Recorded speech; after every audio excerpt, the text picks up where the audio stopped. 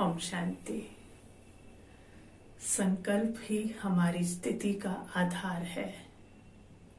या जो हम सोचते रहते हैं, जो हम विचार करते रहते हैं, उससे ही हमारी स्थिति बनती है। कैसे? इस पर हम आज थोड़ा सा अटेंशन देंगे, इस लॉजिक को समझेंगे। जब हम एक ही संकल्प पर विचार करते, एक ही विचार को बार बार रिपीट करते रहते हैं, तो थोड़ी देर बाद, थोड़े दिनों बाद आप अटेंशन देंगे कि आपकी स्थिति वैसे ही बनने लगी है। वैसे ही आइडियाज, वैसे ही परिस्थितियां, वैसे ही लोग आपके जीवन में आने लगेंगे। और हम कहते हैं, देखा, हमने जो सोचा था ना वही होने लगा, या हमने जो कहा था ना बिल्कुल सही कहा था, वैसा ही बिल्कुल हो रहा है।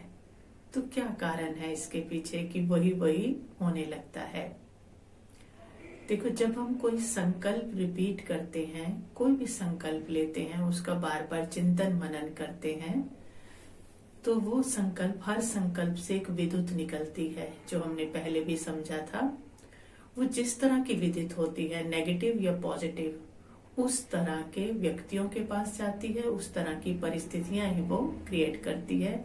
अर्थात वैसी ही चीजों की तरफ आकर्षित होती है और वैसी ही चीजों को वो अपनी तरफ आकर्षित करती है। माना मैंने संकल्प लिया कि सब क्या है, शांत स्वरूप आत्माएं हैं या पवित्र स्वरूप आत्माएं हैं। तो वर्तमान समय चाहे आत्माएं कितनी भी अपवित्र है या अशांत है, लेकिन मैं संकल्प ले रही हूं कि सब शांत स्वरूप हैं।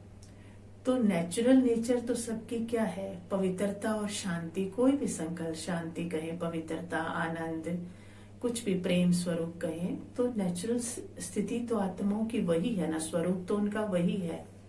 95% इस समय वो अगर अशांत भी हैं या अपवित्र भी हैं, लेकिन मैं उनके लिए संकल्प ले रही हूँ वो पवित्र स्वरूप हैं। तो उनसे जो 5% पवित्रता है वो मेरे इस संकल्प से आकर्षित होगी, और मेरे इस संकल्प को देने से 5% उनके संकल्प की विद्युत मेरी तरफ खींचने लगेगी। तो 5% करते करते मेरे आसपास किस तरह की वाइब्रेशन बनेगी, किस तरह का ओहरा मेरे आसपास बनेगा, ये हम सोच सकते हैं। चाहे उनमें कितनी भी अपवित्रता, कितनी भी अशांति, कितना भी क्रोध है, लेकिन मैंने अपनी विद्युत से क्या खींचा? उनकी प्योरिटी को, उनके प्रेम स्वरूप संकल्पों को खींचा, क्योंकि वो नेचुरल स्वरूप है आत्मा का। तो मेरे आसपास का ऑरा बहुत स्ट्रांग होता जाएगा। वैसे ही मेरी स्थिति भी फिर क्या होती जाएगी? और स्ट्रांग होती जाएगी। और माना मैंने किसी के लिए सोचा, मैं सोच रही दुनिया ही खराब है, सारे ही क्या है, अपवित्र है, पतित हो गए, सारी दुनिया भ्रष्टाचारी हो गई। अब उसमें तो 5% था, बाकी 95% अशांति थी, अपवित्रता थी वर्तमान समय अनुसार। लेकिन अभी वर्तमान समय तो 95% क्या है, पता है ना, अशांति, अपवित्रता, दुख, क्रोध। तो जैसे मैंने संकल्प लिया तो 95% मेरी तरफ वो विद्युत खींचने लगेगी, क्योंकि मैंने ऐसे संकल्पों से उस तरह के विचारों को अपनी तरफ आकर्षित कर लिया, उस तरह की वाइब्रेशन को अपनी तरफ खींच लिया। तो वो मेरे पास बहुत तेजी से बढ़ेगी, क्योंकि वो इस समय 95% है।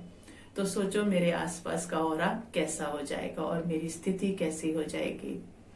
तो वातावरण ऐसा हुआ, स्थिति अपने आप डाउन होती जाएगी, और धीरे धीरे वो ऑरा इतना कड़ा हो जाएगा, इतना स्ट्रांग हो जाएगा वो किला, कि फिर चाहते हुए भी हम पॉजिटिव सोच नहीं पाएंगे। आत्मा कितना भी चाहेगी वो पॉजिटिव सोच नहीं पाएगी, फिर उसका 100% ही नेगेटिव चलने लगेगा। तो इस चक्र को उसके लिए तोड़ना बहुत मुश्किल हो जाएगा, और हमेशा के लिए क्या हो जाएगी? आत्मा नेगेटिव हो जाएगी, सिर्फ नेगेटिव ही सोचेगी। तो हमें अपने आपने के लिए सोचना है ना कि हम नेगेटिव एक संकल्प से हम क्या क्रिएट कर रहे हैं, और पॉजिटिव एक संकल्प से हम क्या क्रिएट कर रहे हैं, वैसी ही हमारी स्थिति बनती जाएगी। तो इसके ऊपर हम अटेंशन रखेंगे ना। और फिर दूसरी बात, जब हम कोई नेगेटिव संकल्प लेते हैं, कुछ गलत सोचते हैं, कुछ इस तरह का, तो हमारे अंदर जो है उसी जन्म के पहले विचार उठने लगते हैं। जैसे मान लो मैंने कुछ पॉजिटिव सोचा है, तो पॉजिटिव विचार मैं पवित्र आत्मा हूं, तो इस जन्म के या मैं शांत स्वरूप आता हूँ, पहले इस जन्म के, फिर उससे पिछले जन्म के, फिर उसी पे अगर मैं एकाग्र होती जाती हूँ उसी संकल्प पे, तो उससे पिछले, फिर और कुछ दिन एकाग्र, कुछ और मास एकाग्र, तो उससे पिछले जन्म के सारे केंद्र खुल जाते हैं उसी तरह के विचारों से। उसी तरह के विचार बार बार फोल्डर जो है वो खुलने लगते हैं, तो सारे विचार फिर वैसे ही अंदर से निकलने लगते हैं और स्थिति कैसी बनती जाती है, वैसी ही बनती जाती है, क्योंकि सारे पिछले जो सबकॉन्शियस माइंड में हमारे अवचेतन मन में जो बातें छिपी थी, उस तरह के संकल्प से एकाग्र होते होते उसी संकल्प को रिपीट करने से वैसे ही सारे विचार हमारे पिछले जन्मों के भी निकलने लगते हैं। मान लो कोई बहुत उदास है या रोना रोता रहता है अपना, वो एक बार रो रहा है, सबसे उसी का चिंतन कर रहा है, उसी की बात कर रहा है, तो पहले तो उसके उस जन्म के विचार उठेंगे, फिर उससे पिछले के, फिर उससे पिछले के, और सारे उदासी और निराशा के संकल्प उसके आने शुरू हो जाएंगे और उसके आसपास का वातावरण क्या हो जाएगा, वैसा ही हो जाएगा। और कुछ समय बाद देखोगे वो आत्मा पॉजिटिव में भी, कोई खुशी की बात में भी नेगेटिव बात या निराशा वाली बात ढूंढ लेगी और धीरे धीरे इतनी ज्यादा वो उसमें चली जाएगी कि वो डिप्रेशन का शिकार हो जाएगी।